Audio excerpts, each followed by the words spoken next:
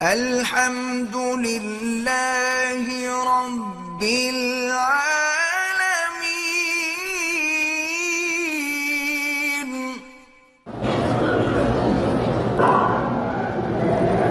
دم واجب نہ دے سکے، روزے نہیں ہوتے دم کے، روزے ہوتے ہیں دم قران یا تمتع کے، جرمانے والی بکری کے روزے نہیں ہیں، جب اللہ توفیق دے کر دینا۔ اب پہلے حل کر چکا ہے، اب کیا کرے؟ اب بھی حل کرے گا، جب بال ہے ہی نہیں کسر کیسے کرے گا؟ جب اس طرح پھروا چکے ہو تو اب کینچی کس پہ چلاؤ گے؟ چمڑا کاٹو گے؟ یعنی اللہ نے عقل نہیں دیا ہے، بھوسا بھرا ہوا ہے۔ جتنے عمرے بھی کرو اس طرح پھروانا پڑے گا، بال ہوں یا نہ ہوں۔ گنجا آدمی عمرہ کرے وہ بھی اس طرح پھروائے گا۔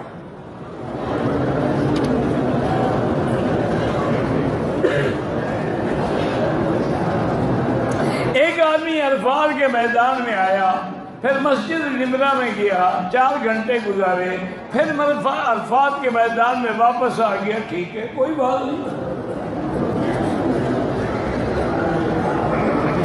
امام سے آگے کھڑے نہ ہوں، جائے نماز یا تسبیح ہاتھ میں پکڑ کر طواف کرانے سے اس میں کوئی فضیلت ہو جاتی ہے؟ جب تم میں فضیلت نہیں ہوئی تو جا نماز میں کہاں سے ہو جائے گی؟ پھر تم تو اپنے آپ کو ٹھیک کرو نا، تسبیح یا نماز تو خود بخود ٹھیک ہے، یہ اس کو طواف کرا رہے ہیں۔ اِنَّا لِلَّهِ وَإِنَّا إِلَيْهِ رَاجِعُونَ۔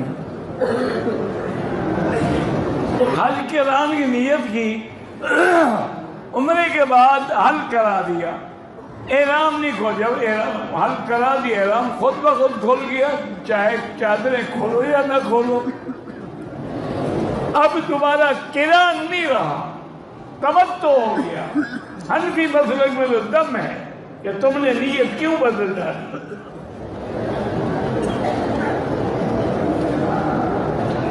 روزے نہیں رکھ سکتا۔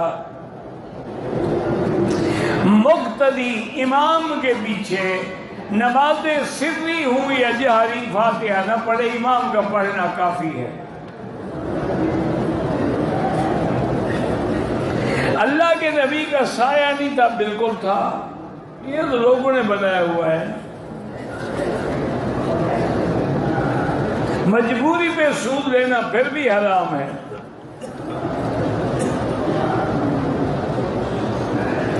12 ذی الحجہ کو دیوار سے پہلے کر کے ہماری دم پڑ گئی۔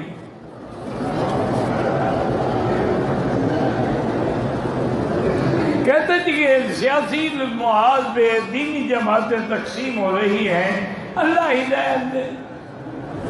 یہ اتفاق ناممکن ہے، یہ اللہ کا نظام ہے، یہ اسی طرح رہے گا۔